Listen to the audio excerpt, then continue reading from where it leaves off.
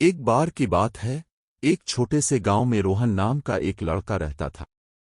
روہن کو پرانی کہانیاں سننا اور نئے راز کھوجنا بہت پسند تھا۔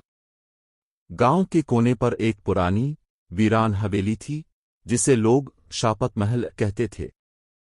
کہا جاتا تھا کہ جو بھی رات میں اس حویلی کے اندر گیا کبھی واپس نہیں آیا۔ ایک دن روہن کے دوستوں نے اسے چیلنج دیا کہ اگر وہ واقعی بہادر ہے تو رات کے وقت حویلی کے اندر جا کر وہاں سے کوئی ثبوت لے کر آئے۔ روہن کو پہلے ڈر لگا، مگر اس کی تجسس زیادہ تھی۔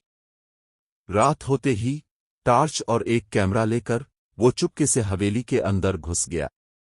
جیسے ہی وہ اندر گیا، اس نے دیکھا کہ ہر جگہ دھول مٹی پھیلی ہوئی تھی، پرانی تصویریں دیواروں سے لٹک رہی تھیں، اور کہیں سے ہلکی ہلکی ہوا کی سرسراہٹ سنائی دے رہی تھی۔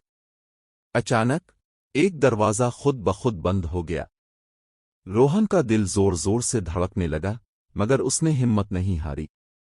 اس نے اپنی ٹارچ جلائی اور سامنے دیکھا، یہ ایک پرانی تصویر تھی جس میں ایک راجکمار اور راجکماری نظر آ رہے تھے، مگر اس کے نیچے خون سے لکھا تھا، مجھے ڈھونڈو ورنہ یہ شراب کبھی ختم نہیں ہوگا۔ روہن نے سوچا کہ شاید یہاں کوئی بڑا راز چھپا ہے۔ اس نے غور سے دیواروں کا جائزہ لیا اور ایک جگہ اسے چھپی ہوئی سرنگ ملی۔ اندر جا کر اس نے دیکھا کہ ایک پتھر کی مورتی کے نیچے ایک پرانا خط رکھا تھا۔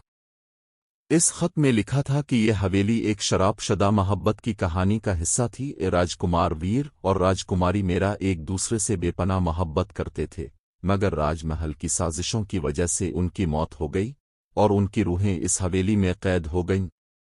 جیسے ہی روہن نے وہ خط اٹھایا، ایک تیز ہوا چلنے لگی اور ایک مدھم سی آواز آئی، شکریہ، تم نے ہمیں آزاد کر دیا۔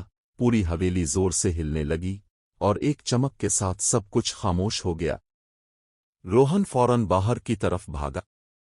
اگلے دن جب لوگ حویلی گئے تو دیکھا کہ پوری حویلی مٹی میں مل چکی تھی، یہ جیسے کبھی تھی ہی نہیں۔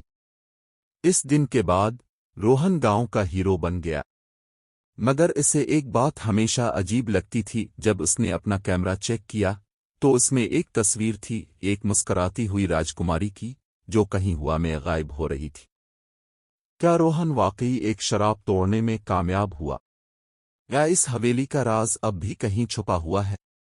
یہ کوئی نہیں جانتا۔